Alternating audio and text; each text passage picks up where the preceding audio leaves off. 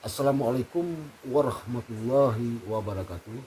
Saya Misriadi, Ketua Abdesi Kabupaten Aceh Tengah, menyikapi kejadian yang baru ini terjadi di Indonesia terhadap tertembaknya 6 Laskar FPI atau pengawal Ustadz Muhammad Rizik Syihab.